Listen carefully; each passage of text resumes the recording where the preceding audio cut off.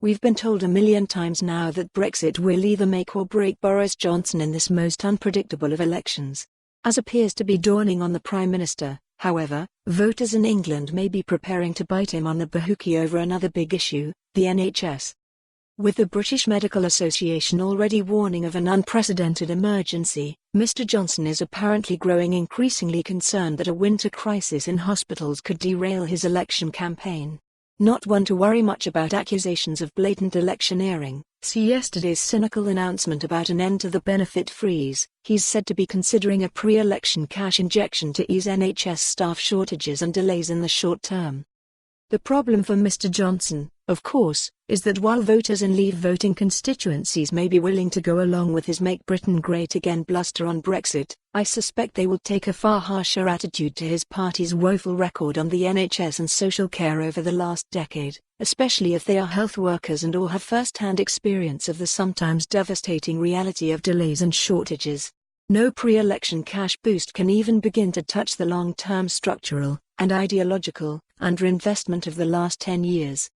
We Scots should also be paying attention, of course, not least since Mr. Johnson casually told the House of Commons last week that Scotland will forfeit all right to manage the NHS if services here do not improve, in a response that appeared to suggest devolution can simply be reversed whenever he and his party decides.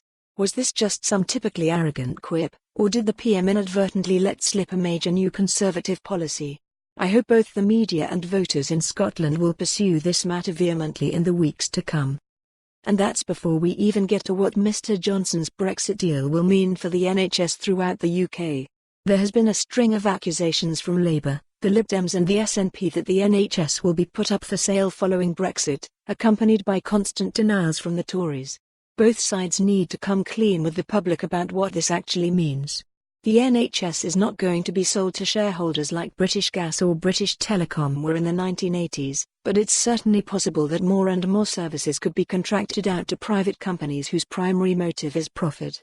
I'm struggling to think of instances where this approach has improved care and saved money. Can anyone enlighten me? Even more worrying, of course, is what could happen if Donald Trump or indeed any other US president was allowed to get their hands on the NHS in post-Brexit trade deal negotiations. US health insurers routinely pay 3 or 4 times more for medicines than the NHS, and American drug companies and polity. For more on this story, visit the news article link.